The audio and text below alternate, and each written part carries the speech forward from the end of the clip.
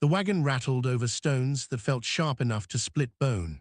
Eliza Brennan gripped the wooden seat beneath her, fingers aching, and watched the valley open up ahead like a mouth she'd be swallowed into whether she wanted it or not.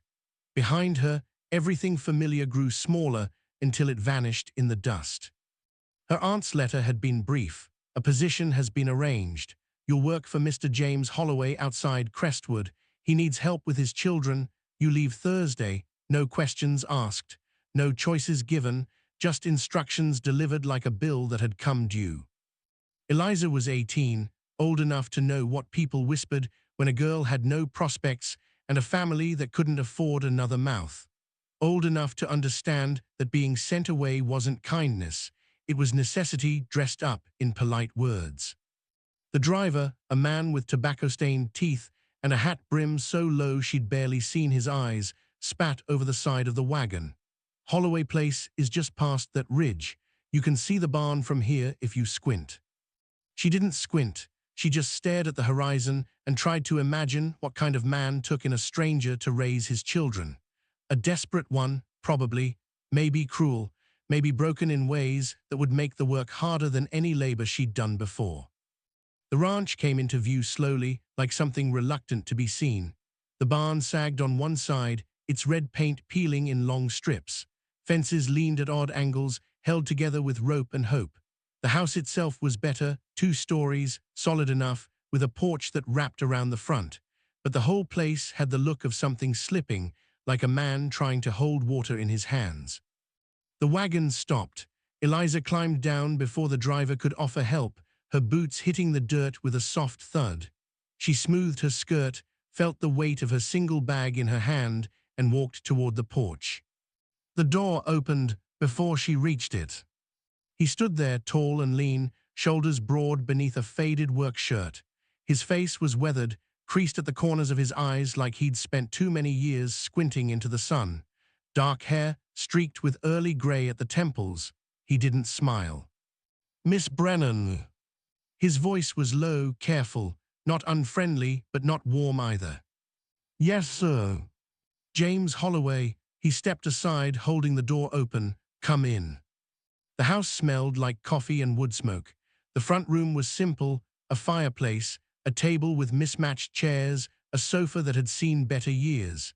Everything was clean, but there was a plainness to it, like no one had bothered with comfort in a long time. 3 children stood near the table, watching her with wide eyes. The oldest was a girl, maybe 10, with dark braids and a serious expression that made her look older. The middle child, a boy, couldn't have been more than 7, thin and fidgety, his hands shoved into his pockets. The youngest was a girl, 5 or 6, clutching a worn cloth doll against her chest. "This is Sarah," James said, nodding to the oldest. "That's Ben, and the little one is Lucy." Eliza offered a smile. "Hello." Sarah didn't smile back. Ben kicked at the floor. Lucy buried her face in her doll. James cleared his throat. "They're not used to strangers." "I understand." He looked at her for a moment, like he was trying to decide something. Then he gestured toward the hallway. "Your room's upstairs, second door on the left. I'll show you around once you're settled." She nodded and carried her bag up the narrow staircase. The room was small but clean, a bed, a dresser, a window that looked out over the valley.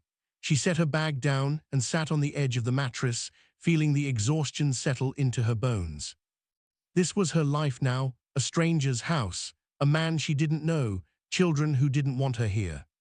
She pressed her palms against her knees and exhaled slowly. Then she stood, smoothed her skirt again, and went back downstairs. The work was harder than she'd expected. Not the cooking or the cleaning, those were familiar enough, but managing 3 children who looked at her like she was an intruder, that was something else.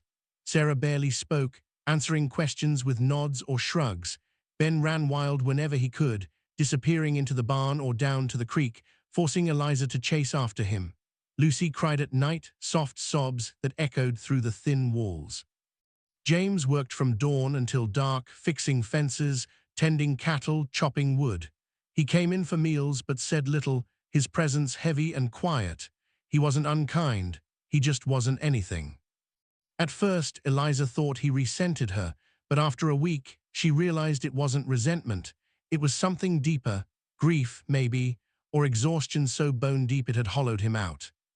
One evening, after the children were in bed, she found him on the porch, sitting on the steps with a cup of coffee in his hands. The sky was bruised purple, stars beginning to prick through the fading light. She hesitated, then sat down a few feet away. "They're asleep," she said quietly.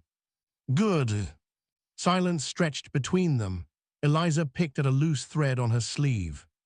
"How long has it been," she asked, "since their mother passed?" He didn't answer right away. When he did, his voice was rough. 2 years. Fever took her in 3 days. "I'm sorry." He nodded but didn't look at her. Sarah remembers her the most. Ben pretends he doesn't care, but he does. Lucy was too young. She doesn't remember much. Eliza watched the way his hands gripped the cup, knuckles pale. "They're lucky to have you." He let out a short, bitter laugh. "Don't know about that." "They are." He turned his head then, meeting her eyes for the first time in days. There was something raw in his gaze, something that made her chest tighten. "You don't have to stay," he said, "if this is too much." "I'm not leaving." "Why not?" She thought about the answer, about her aunt's cold letter, the empty space she'd left behind, the way she had nowhere else to go. But she didn't say any of that. "Because they need someone," she said simply, "and so do you." He looked away, jaw tight, but he didn't argue. Weeks passed. The rhythm of the ranch became familiar. Eliza learned to anticipate when Ben would try to sneak off, when Sarah needed space, when Lucy needed to be held. She learned the way James took his coffee, the way he favored his left leg after long days, the way he looked at his children with a longing so fierce it hurt to witness. And slowly, something shifted. Sarah started helping with supper, standing beside Eliza at the stove, asking quiet questions about spices and timing. Ben stopped running as far, lingering closer to the house, building stick forts in the yard where Eliza could see him. Lucy started calling her Miss Eliza instead of hiding behind furniture. James noticed. She could tell by the way he watched her sometimes, his expression unreadable but softer than before. One afternoon, she was in the barn gathering eggs when she heard footsteps behind her. She turned to find James standing in the doorway, hat in hand. "Need help?" he asked. "I'm almost done." He stepped inside anyway, leaning against a post. "You're good with them." "They're good kids." "They weren't before you came, not really." Eliza set the basket of eggs down, brushing straw from her hands. They just needed someone to see them. "And you see them." It wasn't a question, but she answered anyway. "I do." He moved closer, just a step, but it felt significant. The barn was dim, dust motes drifting in the shafts of sunlight. She could hear the horses shifting in their stalls, the distant call of a hawk. "I see you too," he said quietly. Her breath caught. "James." "I know I shouldn't say it. I know you're here because you had nowhere else to go. I know this isn't," he stopped, shaking his head, "but I can't keep pretending I don't notice. The way you are with them, the way you make this place feel like a home again." Eliza felt heat rise in her cheeks. "I'm just doing what I was hired to do." "No, you're doing more than that."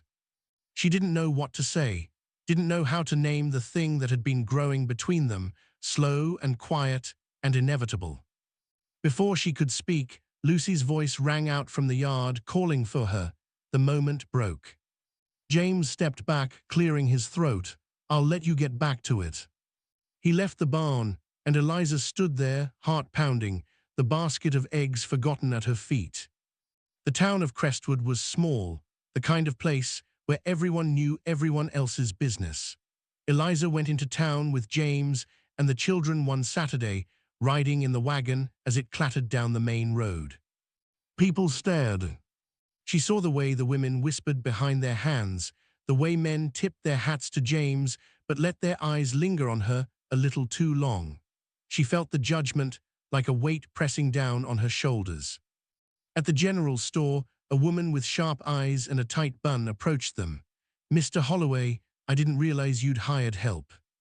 "Mrs. Pemberton," James's tone was polite but cool. "This is Miss Brennan. She's been helping with the children." "I see." The woman's gaze swept over Eliza, assessing. How convenient. Eliza felt her face flush, but she kept her expression neutral. "Good day, Mrs. Pemberton," James said, steering the children toward the counter. Outside, after they'd loaded supplies into the wagon, Sarah looked up at Eliza. "Why was that lady mean to you?" "She wasn't mean," Eliza said, though it felt like a lie. "She was," Sarah insisted. "I could tell." James glanced at Eliza, something apologetic in his eyes, but he didn't say anything. On the ride home, Eliza stared at the horizon and tried to ignore the knot in her chest. She'd known this would be hard. She just hadn't expected it to hurt so much. That night, after the children were asleep, James found her in the kitchen. She was washing dishes, hands submerged in soapy water, when he spoke. "I'm sorry about today." She didn't turn around. "You didn't do anything wrong." "People talk. Let them." He moved closer, standing beside her at the sink. "It bothers you." "Of course it does." She scrubbed a plate harder than necessary. "But what am I supposed to do? Leave? Prove them right?" "You don't have to prove anything to anyone." She set the plate down, turning to face him. "Don't I? You hired me because I had nowhere else to go. They all know that. They all think I'm just some desperate girl taking advantage of a widower." "That's not true, isn't it?" His jaw tightened. "You think that's what I see when I look at you?" "I don't know what you see." He reached out, his hand hovering near hers, not quite touching. "I see someone brave, someone who came here with nothing and gave us everything. I see someone my children love. He stopped, shaking his head. "I see you, Eliza, and I don't care what anyone else thinks." Her throat tightened. "James, I mean it." She looked up at him, at the rough lines of his face, the sincerity in his eyes. And for the first time since she'd arrived, she let herself believe it. Winter came early that year, sweeping down from the mountains with teeth sharp enough to bite. The ranch work grew harder, the days shorter. Eliza spent her mornings breaking ice on the water troughs, her afternoons keeping the fire roaring, her evenings bundled close with the children, reading stories by lamplight. James worked himself to exhaustion. She could see it in the way his shoulders sagged, the way his hands shook when he came in from the cold. One night, he collapsed into a chair by the fire and didn't move for an hour. Eliza brought him coffee, setting it on the table beside him. "You need to rest." "Can't, too much to do." "James, I'm fine." He wasn't. She could see the strain in every line of his body, but she didn't push. The next morning, she woke to find him already outside, chopping wood in the pre-dawn gray. She pulled on her coat and boots and went out to join him. "What are you doing?" he asked, frowning. "Helping. You don't need to." "I know." She picked up an armful of split logs and carried them to the pile. "But I'm going to anyway." He watched her for a moment, something unreadable in his expression. Then he went back to chopping. They worked in silence, side by side, until the sun crept over the ridge and painted the valley gold. The turning point came in late January. Ben got sick, a fever that spiked in the night and left him shivering and pale. Eliza stayed by his bedside, pressing cool cloths to his forehead, coaxing him to drink water. James paced the hallway, helpless and terrified. "He'll be all right," Eliza said, though she wasn't sure she believed it. "You don't know that." "I do." She looked up at him, her voice steady. "He's strong, and he's not alone." James sank into the chair beside the bed, burying his face in his hands. "I can't lose him." "You won't." She reached out, placing her hand over his. He didn't pull away. Ben's fever broke 2 days later. The relief was overwhelming, a weight lifting that left them both shaking. James held his son close, whispering words Eliza couldn't hear. Sarah cried into Eliza's shoulder. Lucy climbed into her lap and didn't let go. That night, after the children were asleep, James found Eliza on the porch. The air was cold, her breath misting in front of her face.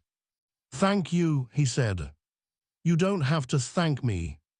"I do." He moved closer, his presence warm despite the chill. "I don't know what I would have done without you." "You would have managed." "No," his voice was firm. "I wouldn't have." She looked up at him, and the space between them felt impossibly small.